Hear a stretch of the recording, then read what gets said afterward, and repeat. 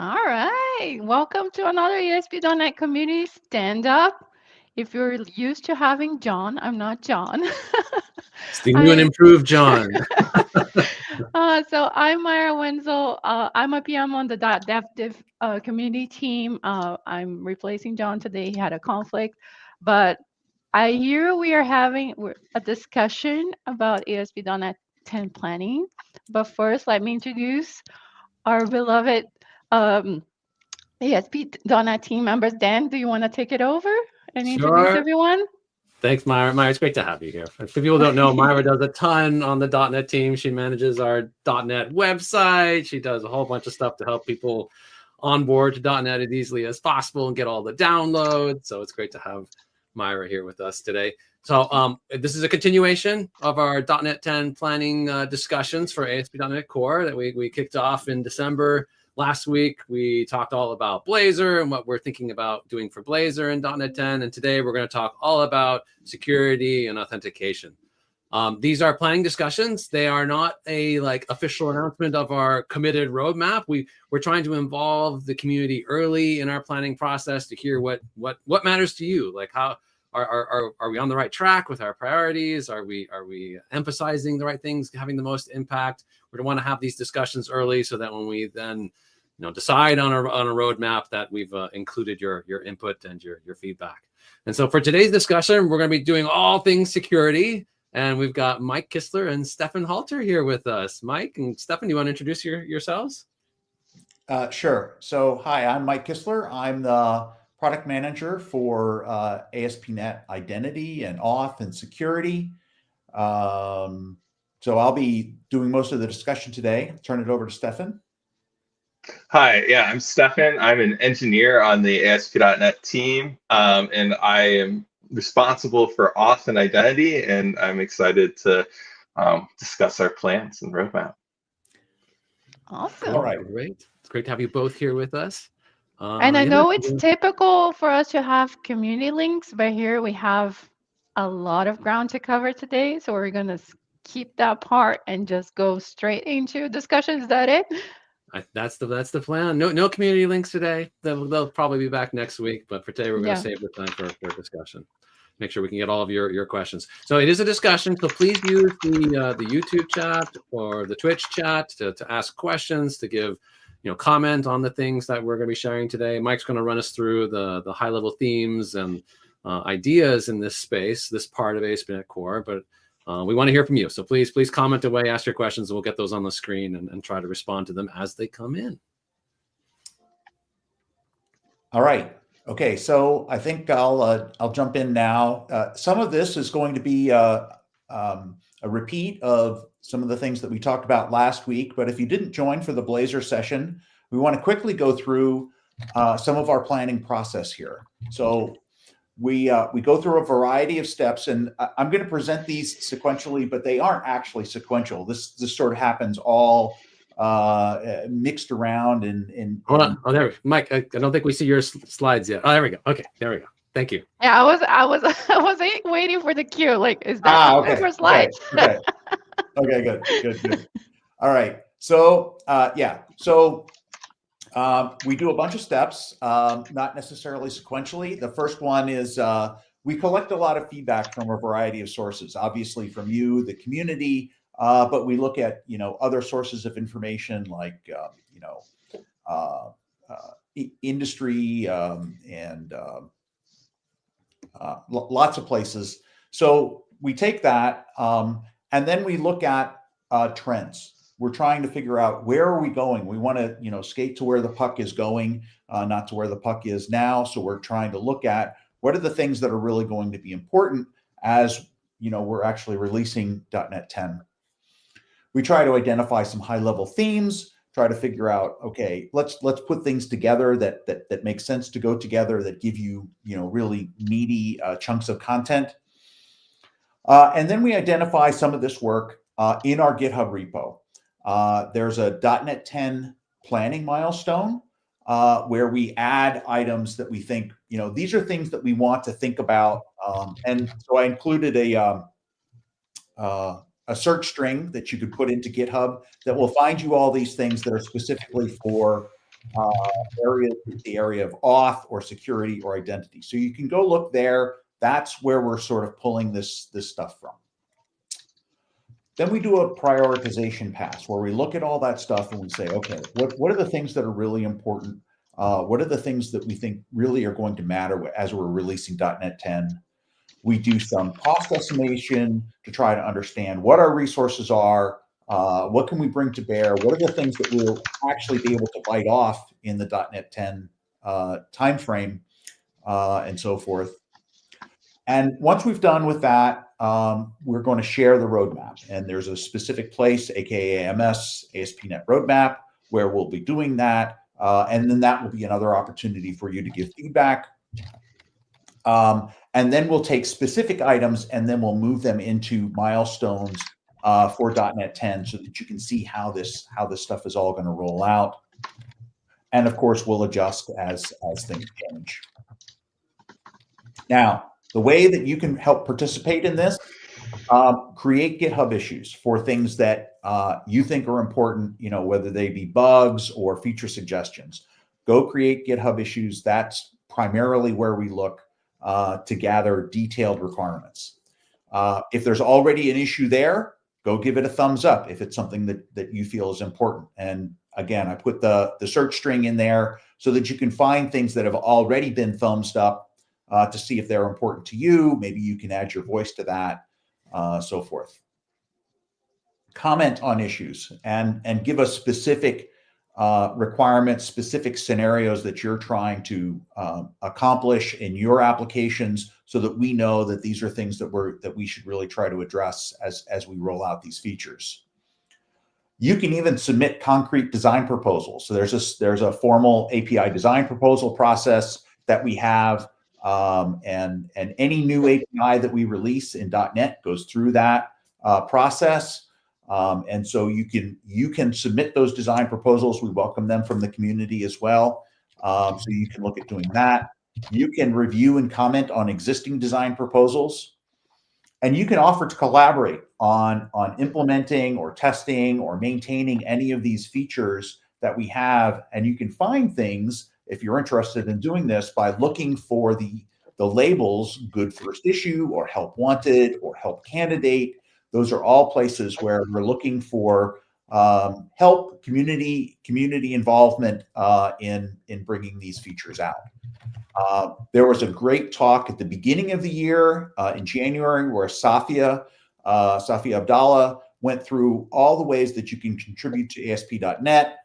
Went into great detail about how to build the repo, how to make changes and things like that. So check that out if you want more information on that. So we set up a set of themes. So we've done some analysis already. We've looked at some industry trends, and what we think are the core themes for .NET 10 are, first of all, security. Security is top of mind for everybody nowadays. But particularly at Microsoft, we have something going on called the Secure Future Initiative, SFI, that's looking inwardly at all of our processes, trying to make sure that everything that we do is secure. And then we're also looking at how we apply those same things, make those same things available to customers so that you can build very secure apps with .NET. So security is certainly a key theme. Performance is always a key theme for .NET. So we'll be looking at areas where we can improve performance. Performance is, critical, and .NET has done a great job of it, frankly. But we're always looking to do more. We want to enable production-ready distributed applications. So distributed application means, a set of microservices or other things that are running in the back end that communicate amongst themselves to then deliver the end application. And there's a lot of things involved in building production-ready distributed apps. So we're looking at adding those things. Of course, this is a big focus of ASP.NET Expire. And so we're looking at things that complement the things that are being done in Aspire for just, ASP.NET straight up. We want to be the platform for intelligent apps. Of course, everybody's talking about AI nowadays, AI is a great new capability to be adding to your applications, and we want to make sure that .NET is, a first-class citizen in the programming languages that can be used for intelligent apps. So we'll be looking for ways that we can incorporate that. And we're looking to delight developers. We're part of the developer division, and so the developer division is tasked within Microsoft to make sure that our products are really great for developers to use, easy for developers to use, have a great developer experience. And so we're looking for areas where we can address some pain points, improve quality, fill feature gaps. So now I'm going to go into some of the key things that we're looking at in each of these areas for identity and authentication, authorization, and security. So the first one is OAuth 2 refresh token support. And this is basically adding the capability to use the refresh token that comes back from OAuth 2 to continue an authentication session. We're also looking at passkey authentication support. You see, I've got here I told you that we looked at the reactions in GitHub. This one's got 46 thumbs up. So we're looking at how we could do this. This is one that we don't quite, know what the bounds of are yet. So we're going to have to really explore this one a little bit more. But this is one that's certainly on the candidate list. Refreshing auth tokens for SignalR. This is one that has been open for quite a while. It's a difficult problem, quite frankly, because SignalR is talking over WebSockets. And so we're going to have to figure out how to squeeze in an authentication channel, either in the WebSocket or cycling back to the HTTP channel to do that. And then support for DPoP is proof of possession. I can't remember what the D stands for. Demonstrating, I think it's demonstrating proof of possession for sender constrained tokens. So this is a new security standard. Lots of identity providers are implementing this, and we're looking at doing this as well in ASP.NET. And so I claimed to have a demo ready for this section, and that's why Mike's been doing a lot of talking. And I came back from my long ski trip, and like my client secret expired, so I'll give you a partial demo. So what is OAuth 2 refresh token support? At least I think I can give you context, even if the end-to-end might end in a 401 right now. You'll know then what happens when there's an invalid token. So let's see. We're using StreamYard. I'm going to try to share my screen real quick. And if it doesn't work, we'll deal. But otherwise, wait, I'm hitting share. Why is this early bits? Early. Can you see it? Can you see it? Honestly, I'm just struggling with the streaming setup right now. I'm clicking the share button. I hit allow. All right. Well, yeah. Okay. I guess we should have practiced the sharing.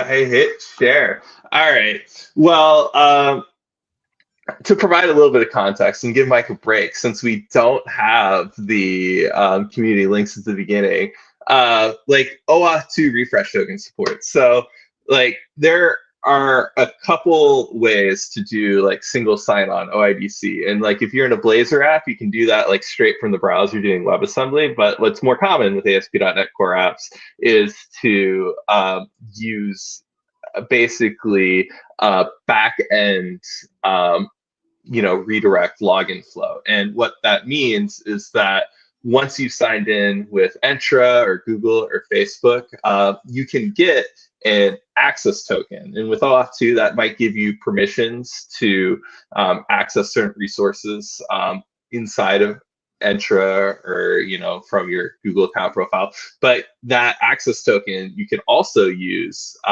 with add job bearer, right? So you can use that access token, pass it to your own APIs, and then validate with the signature, like, yes, I trust that this came from Entra. Those access tokens have expirations. Those expirations are getting shorter and shorter because for security reasons, since access tokens are passed around a lot between microservices and stuff, that tends to be a weak link. So you don't want the access token to last too long. Entra, oftentimes it's like 24 hours. With Keycloak by default, it's like 5 minutes.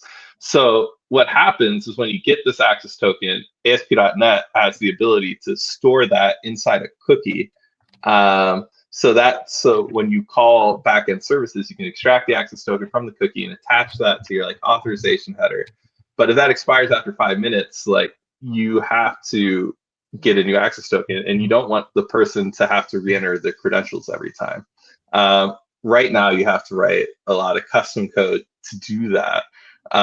And if you want to right now, and we'll drop a link in the YouTube chat soon, we have a demonstration of the custom code. You can do that in a Blazor sample where we show what's known as the backend for front end pattern, which is what I'm kind of describing right now in the context of Auth, where the reason it's called backend for front end is imagine you have a JavaScript calling into your API. Instead of passing the access token from the browser to your web app, the access token would actually stay encrypted inside the cookie. The JavaScript just uses the cookie to authenticate, and then in the backend service, you extract the access token from the cookie. And this is what the demo was supposed to show. If I could share my screen, we use Yarp. There's going to be a breakpoint. We're going to like extract the token from the HTTP context. If you're a visual thinker, I'm sorry, because like it really would be easier if I was sharing my screen right now. But if you understand what I'm saying, great. But anyway, that feature is going to be built in, so it's harder to mess up, and hopefully that's exciting. But anyway, sorry, I had too much fun skiing over the weekend.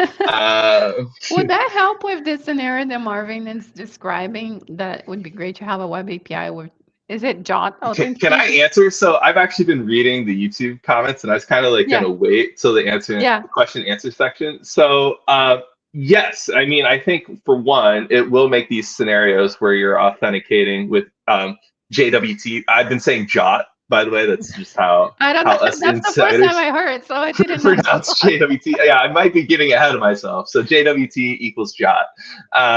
But it will help with that a little bit. I would say one thing that I also noticed in the YouTube comments is like, what about an example that issues a JOT using like local identity? And I would say we used to have something that we shipped that was more like that, which we called like Identity Server 4. There are open source projects that do that. I will say one thing you can look at if you don't need a JOT per se is you can look at Map Identity API, which was introduced in .NET 7. That's used for these like API-like scenarios. It's a token that you can pass in the authorization header. So it's kind of like a JOT, but it's not JSON. So it's not really. But you can use that to authenticate your API. What the downside to that is much like cookies, it only works for servers that share like data protection keys. So typically with like OIDC or OpenID Connect, OAuth, these are all related, or JOT, you'll have like a central sign-on server, which will have public keys that you can verify a JOT against. So that's something that we currently don't ship. It's obviously, you have to be very careful when managing user secrets, passwords for multiple servers and stuff. So we tend to recommend using a service for that's managed, whether that be Entra or something else. But we do realize that people want self-hosted solutions. There are a lot out there. There's Keycloak, there's Identity Server from Duende, which they've been contributing a lot to ASP.NET Core. Love working with them. So they have prices, but only if your company makes over $1 million, I think. So I mean, whatever you want to do, that's fine. We are limited. So in planning, we don't plan to like compete with Identity Server or Keycloak, which would be kind of what it sounds like you're looking for in at least the next year or so. I'm not, I'm just an engineer, but I can tell you we have no plans for that in the near future. I would recommend like a third-party self-hosted OIDC server if you're looking for like local or like self-hosted JOT. So we have also just published. We have also just published a new topic on Learn about using JOT bearer authentication. And that just went out last week. So if you're interested in using JOT tokens, for authentication and authorization, check out that topic. There might be some really good content in there for you. Yeah, and for development and local testing, you can use the user JOTs tool, and then you can switch that to use Entra, Aussie, or Keycloak later, like in production.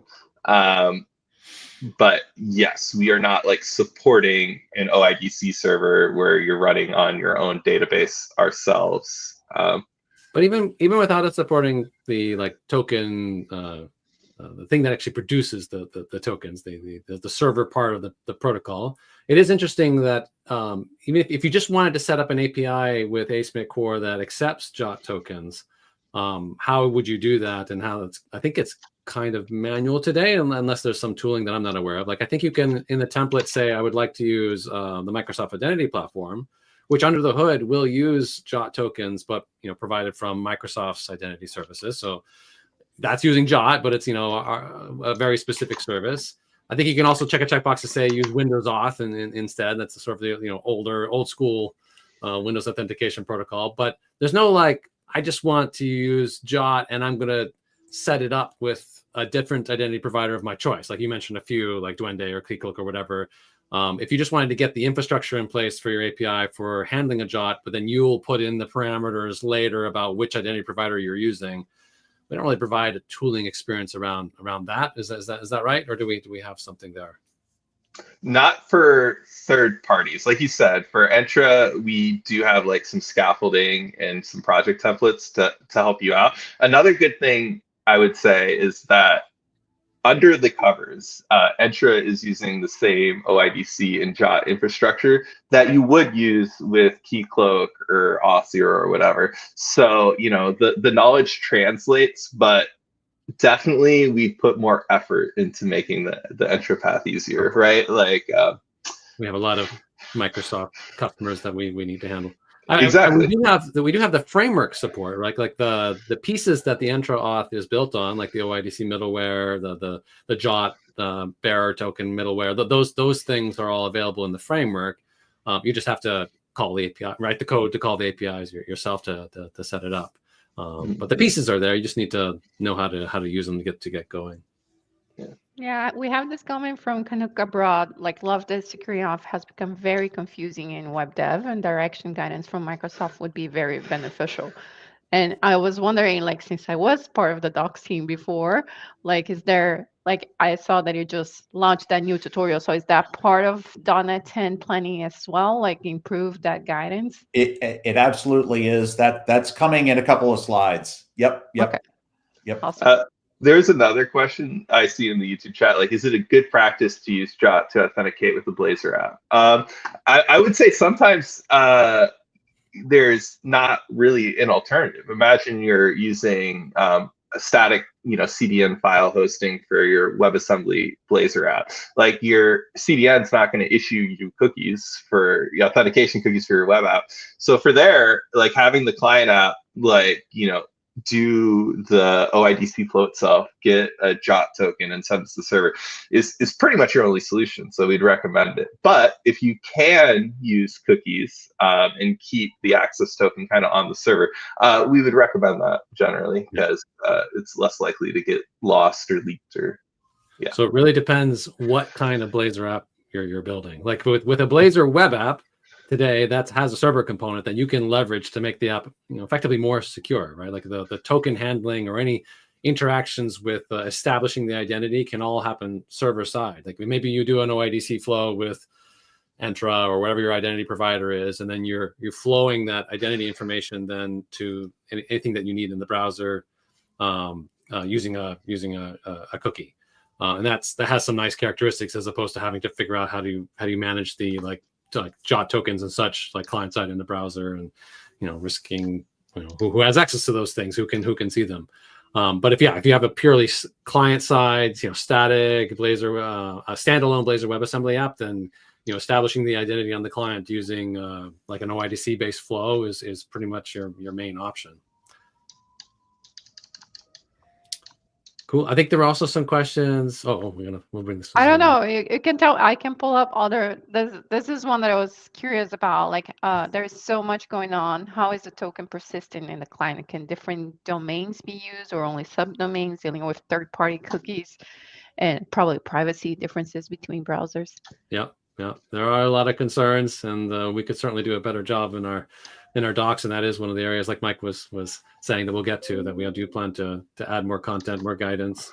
Yeah, I mean, the big difference with the type of tokens that we're talking about is like, well, if you're flowing a cookie, then you can do things where the browser can limit what access JavaScript code has to that cookie, and that's kind of I think the main benefit. If you're just using a different type of token that you're managing yourself from client-side logic, then you have to figure out where do you store that thing and how do you try and protect it from any potentially malicious JavaScript that happen to run on your page, and those types of concerns.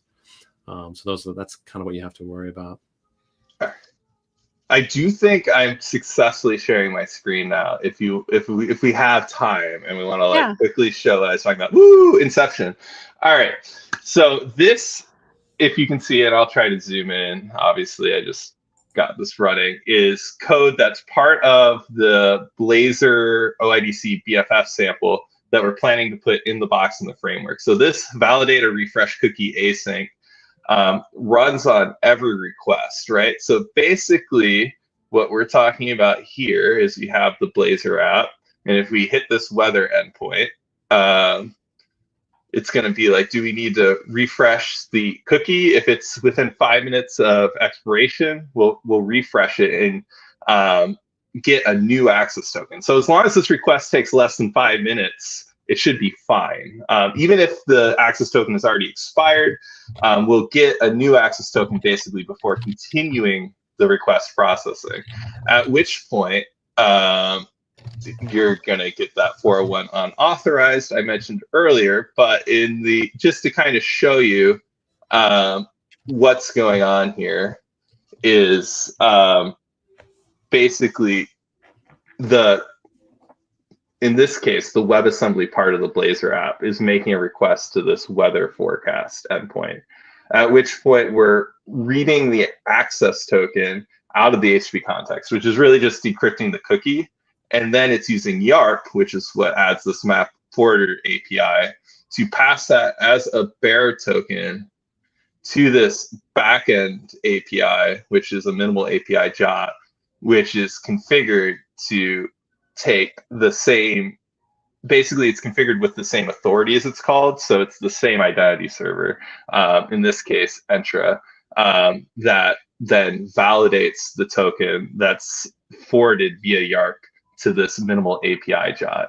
And at which point it gives you a random forecast, as you've probably seen in our samples before. And yeah, that's the basic gist. Hopefully for you visual learners out there, that might have helped a little bit. Yeah, it still doesn't quite show the satisfying end-to-end, like here's the weather report in the browser, but that would happen if everything was configured correctly. There are a couple of people asking questions about using aspnetcore identity with just a web API and having that set up, like using the bearer tokens that our identity endpoints produce. I don't know, Stefan or Mike, do you want to talk about, like, what do we think about that scenario? Is that something that we think we should just have tooling support for, that we should just provide a template support for, or are there issues with that? Thoughts? We could go back to the slides. I kind of set us off to the rail. I think it's in there. Well, I mean, we could go back to the slides, but where is that particular question? Because right now we're on the performance theme. So this was like, I know we had talked about scaffolding for Map Identity API. So I was wondering if we had gotten to that yet. Yeah. Maybe we did. Sorry. That's, I think, yeah. I'm not finding this that one. question. Yeah, there we go. In the Delight Developers theme, which also is where we have the, the topic about documentation.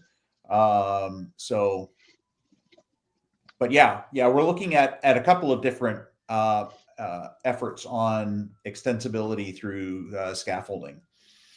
So one of them is these the map identity endpoints, where we want you to be able to customize those, and so forth. And using scaffolding, we think that's probably the best approach. I think it was Julio Casal that was asking about like being able to add additional claims to the token, like roll code, all those types of things. Is that enabled by potentially by scaffolding, or is that something you can actually do today? Right. So one of the biggest complaints that we've got with Map Identity API is like there isn't much in the way of like extensibility. Say you wanted to, during registration, to take, say, a new parameter that would be like your age or something, right, and turn that into a claim.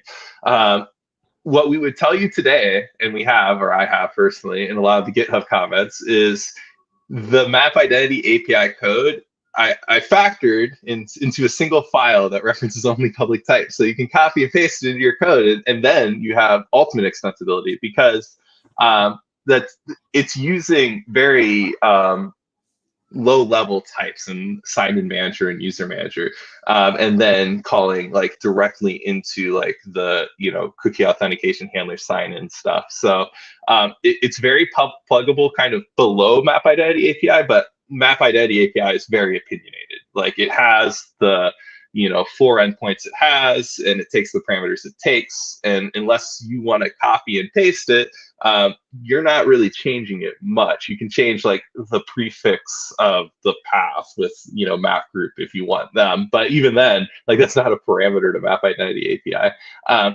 But scaffolding means that you should be able to like right click on the project and get that code in your project and edit it. And it's I want to say it's between like 100 and 130 lines of code, maybe. It's not tiny, but it's definitely, I think, manageable if you want to like just read through it. It's pretty straightforward. It calls kind of high level-ish APIs. I just called it low level, but I do think it's comprehensible.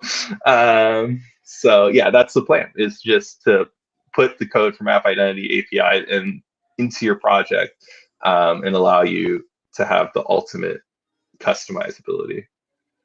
So that's code you could go grab today if you wanted that ultimate level of control.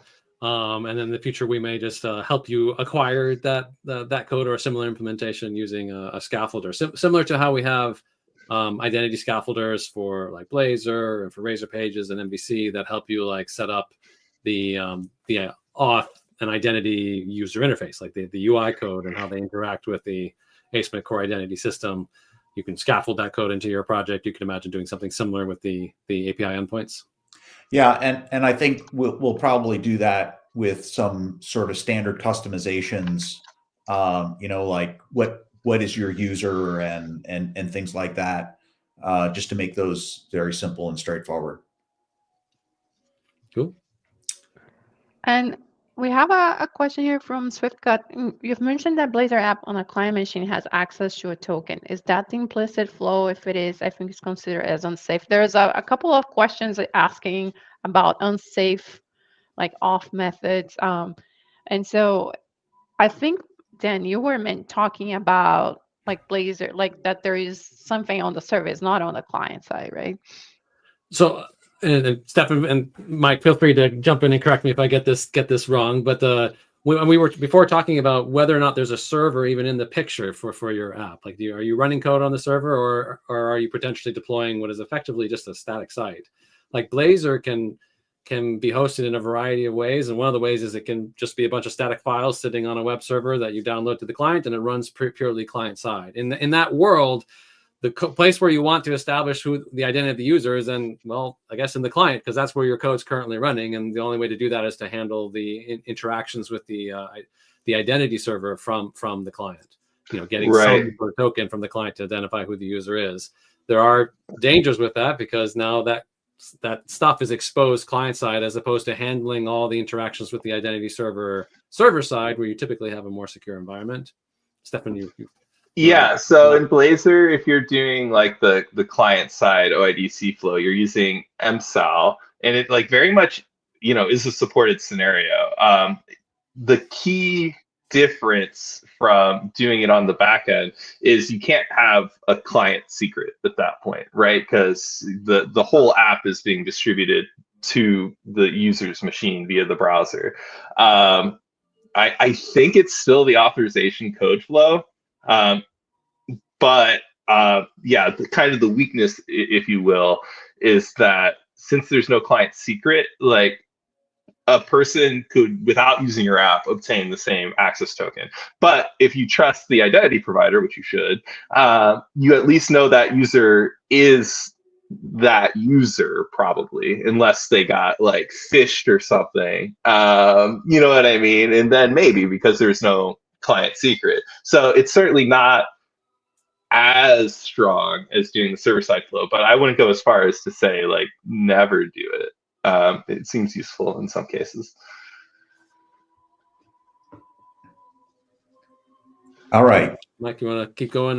Yep. Let me back up here a little bit, because we missed it. We skipped over a couple of things here. So we had the performance theme, and one of the things that we have on our list here is improving the performance of claims identity. Of course, claims identity is the central class for identifying a user, keeping information about a user, and it's constructed on every request into the service, right? And so we're looking at, are there ways that we can make that more streamlined, more performant, and that's something that we're looking at for .NET 10. On the production ready theme, again, this is to produce production ready, distributed applications.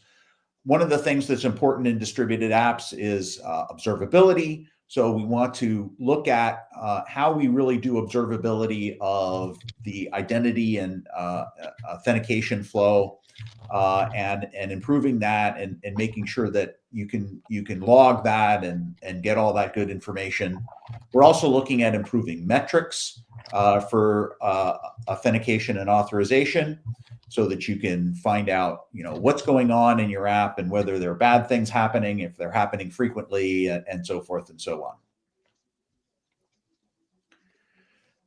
We had a question about performance with regards to EF Core. So is that something that we work in conjunction with the other teams to like improve, or is that on the F Core side? Well, so when you do your own identity solution, you're going to be using EF Core most likely. You don't have to, but that's sort of the standard way that it's done. But the performance of EF Core itself is not something that we're going to be looking at, only to the extent that we're using it in a particular way. I mean, there's a whole separate team that works on Entity Framework Core and the performance of that framework and all the different database providers that they support. So I mean, we care about performance across the stack. I don't know if you've read some of like Stephen Tobe's performance blog posts that he does with every .NET release, but he will cover performance improvements that are done from top to bottom, everything from way down in the core runtime to the libraries to application frameworks and app models. So yeah, we care about performance everywhere. EF Core should be just fine with ASP.NET. It's generally our go-to solution for dealing with data sources in ASP.NET Core apps. All right. Any other questions on these things? There was one other page to talk about, one other theme, which is the intelligent apps theme. And something that we want to do here is enable the open API metadata for our authentication providers. And what we really mean here is the security schemes that go into an open API document. And that way, when you have an app that has authentication built into it, that the scheme for that authentication can be published in the open API document, and then intelligent applications, LLMs, or what have you, can look at that information, that security scheme, and know how to authenticate to your application, and therefore how to then call your endpoints with authentication. And we think that's important for enabling some of these intelligent app scenarios. Presumably useful even outside of AI as well, right? Like if you're just absolutely an API and you now have access to the right. security set up metadata. And I mean, this is possible today, but you have to go to some lengths to be able to bake in those security schemes in the new Open API generation support that we put in .NET 9. There's a way to add a document transformer where you inject these things, but we're looking at making that more out of the box and automatic. Just metadata that comes from the authentication provider class that's added to the app will just feed right into those security schemes. So in an ideal world, once you got this all working, you add Swagger UI to your app, and then it will automatically give you like a button to log in and populate your access token, which would be fantastic. Like you said, you can already do that, but we're trying to make it just kind of work out of the box. Right. It's gonna be some interesting challenges with that, like getting that metadata. Like our authentication APIs are fairly imperative in nature, right? They're not exactly self-describing today. So figuring out how we extract what auth setup you have in the app is going to be an interesting challenge. Yep. Yeah. Sorry. Was there more you wanted to say, Stefan? No, let's continue on to the next slide. Okay. So actually, before we move on, Mike, there was one question from the chat that I wanted to. Oh, okay. Go. There was someone was asking about Auth and SignalR specifically. I guess this one. Yeah, I have been marking some that are like random things that I could pull up. But yeah, like DeepWorks is asking if there's any chance with .NET 10 SignalR issue with Auth will be worked on. You mentioned that you were going to work in some SignalR, but I don't know if that's the same. So I wasn't sure exactly what they were referring to initially. I thought they might have been referring to there's a problem with Auth and SignalR that if you're using an authentication cookie, the SignalR connection is long-lived, right? You have a long-lived WebSocket connection. Similar problem with Blazor Server, which is built on top of SignalR. Then that cookie might expire, and there was never another request that sends the cookie to extend its expiration, which is what would typically happen when interacting with like a normal request reply based web application. That is an issue that we are planning to look at addressing in .NET 10. But I think this person, DeepWorks Studio, it seems to be asking just more generally, like, hey, I want to set up Auth for SignalR, and how do I do that? I don't know, Stefan, do you have thoughts on the easiest way, the correct ways to set up authentication for a SignalR based service?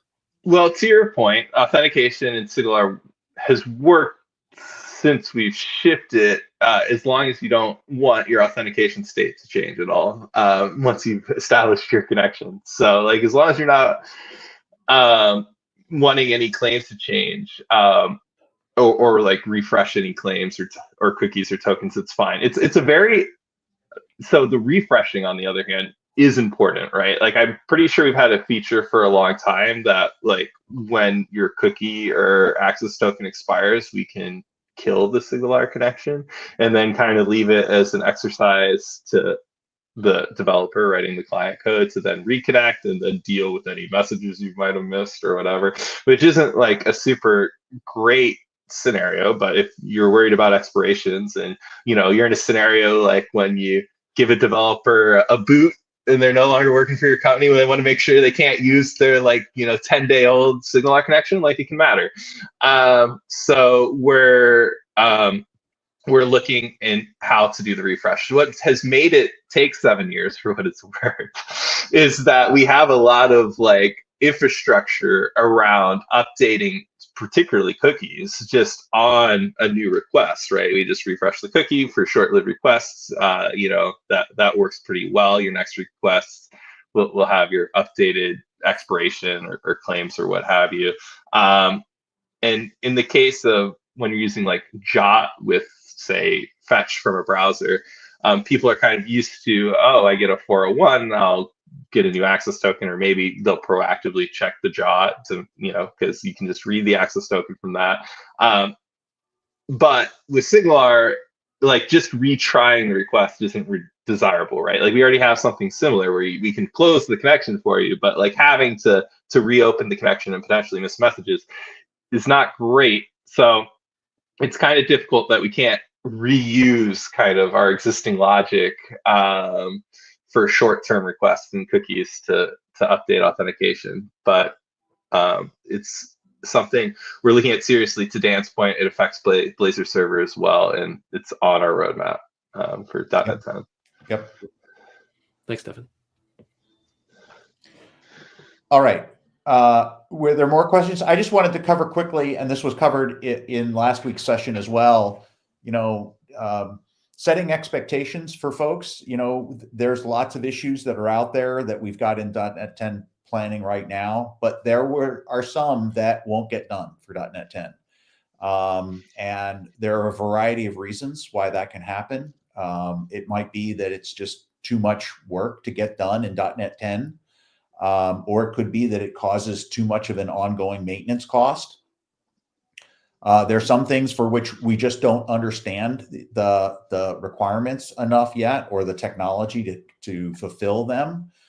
So there are too many unknowns. It could be that we feel that the impact is low, that it's really only affecting a certain number of customers, and we need to direct our efforts towards things that address a broader need.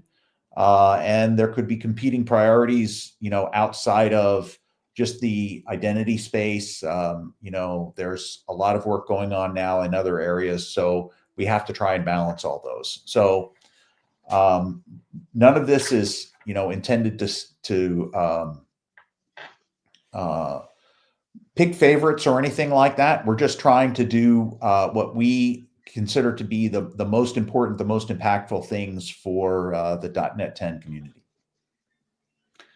And there was one item on that list, the content security policy, which is something that has been open for a while, but this probably falls into the category of either a pretty large effort, also coming with some unknowns. So this is one that probably isn't going to be done in .NET 10. So, in my view, content security policy, since this is a general audience, right? Not everyone may be familiar with the word, but it's generally a response header that the server can set that limits kind of the cross-domain requests that the JavaScript that runs in the page is basically allowed to do, and it enhances security. But anytime that we were to add such response headers kind of automatically, we have to strike the balance between usability and security. Any request we block automatically if we don't make it opt-in would be a regression. We can make it opt-in, but how do we make it easy and stuff? In the meantime, we would recommend investigating it yourself. You are free to write middleware to set these headers, but we're not planning to do anything more with that in .NET 10. There's probably some really cool things we could do here to help people, set really good content security policies, easier, like by default, infer things from your app. But yeah, it's a pretty large space, and it's just not the current thinking, I guess, is that this is not something that fits in the 10 planning, but we might consider at some future point. Right. If that's it for all of the content. So if there are any more questions we want to try and tackle. Yeah, I can bring some that I separated here. So let's see. From Augustine, he's asking, what about authentication and authorization for Blazor hybrid across all render modes of web app and the devices? Yeah, so that is something that we are looking to do in 10. We covered that actually last week at the Blazor .NET 10 planning discussion. Mike and I were just talking about this earlier, like how much overlap should we do, talking about the Blazor related security things that we covered in last week. But if you watch the recording from last week's community stand-up, you'll hear us talk about that. We are going to try to do like template tooling support in the template for enabling authentication using aspnetcore identity and Entra-based authentication for Blazor hybrid apps, and including Blazor hybrid plus web applications as well. Also, sorry, Stefan. I was just going to say, as the security team, there's lots of things that are going on that are security related, and what we've tried to focus on here is the things specifically in our part of the framework.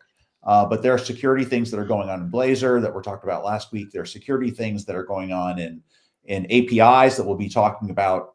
I think that's next week. Is it, Dan? Yep, next week, servers and APIs. So we'll be talking more about security in these other areas throughout all of this planning discussion. All right, I just saw someone ask about passkeys and passwordless auth. What about that on the roadmap? McKinnon, who you've probably seen, especially in like Blazor stand-ups, has just started work on that. It should work with identity. So like, no promises, as we've been saying, but I've seen stuff get started there, so I'm hopeful. And another question, about hybrid.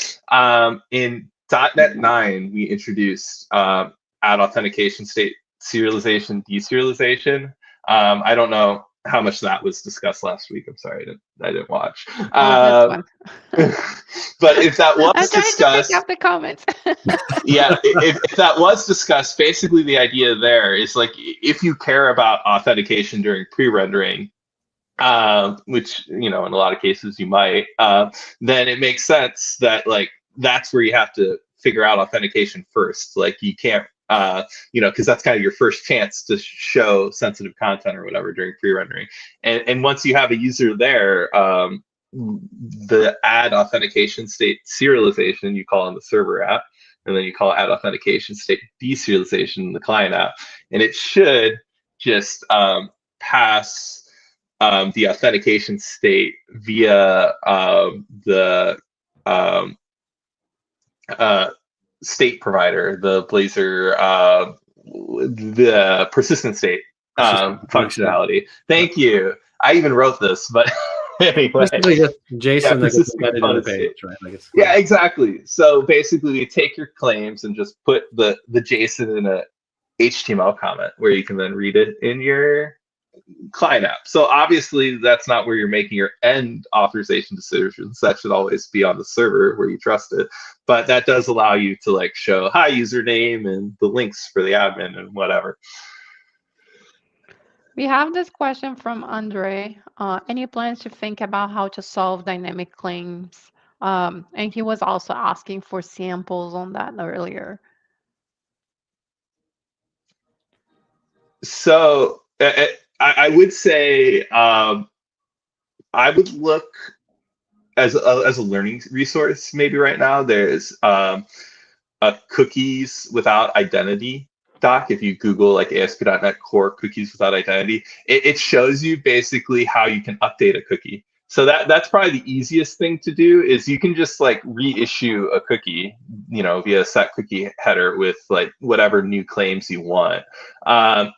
If you're in the case, if you're like in a SignalR app or something, and you might not be able to read the new cookie because there's no new request. SignalR are always making things harder. You might just have to store that kind of dynamic state in a database, right, and then requery it based on user ID. That's also an option. But yeah, I think those would be the two easiest things: either reissue a cookie if you're using cookies, or store the data in the database. One thing that JOTs do make harder is like, that those are issued by someone else, right? You don't have their private key. So you can't like issue a new JOT and have it be valid and trusted. At that point, I would probably recommend cookies or something like Map Identity API. Then you can issue your own token with whatever claims you want. Cool. I think maybe last one, we're getting on top of the hour here. So what about the integration of external identity in the Blazor template? Yeah, we talked about that one last week as well, so that's why I didn't get covered here. But absolutely, that's one of our top things we want to get done in .NET 10 is having tooling that it makes it easy to add Entra Auth to Blazor web apps. The current thinking is that we'll build that based off of the new .NET Scaffold tool, which will then also get integrated into Visual Studio, plugged into the, I think it'll plug into the Add Connected Services experience. So you can easily add Entra-based auth to any Blazor web app, both from the command line and from Visual Studio. So we're working with our tooling friends on getting that done. We already have docs and samples that show you how you can set it up manually. The tooling hopefully will come this year. So the gist is that if you missed the other shows in the .NET 10 planning series, go back and watch. And then next week, what are we covering? Next week is servers and APIs, all of the lower levels of the stack and backend API development. So yeah, be sure to come check that one out. I would also point people to our roadmap discussion on the GitHub discussions. So if you go to aka.ms/aspnet/roadmap, that will open up a GitHub issue where we're currently have the beginnings of our roadmap for aspnetcore for .NET 10, including Blazor and all the identity and auth stuff. And that also will have a link to a GitHub discussion where you can talk about the .NET 10 plan and roadmap.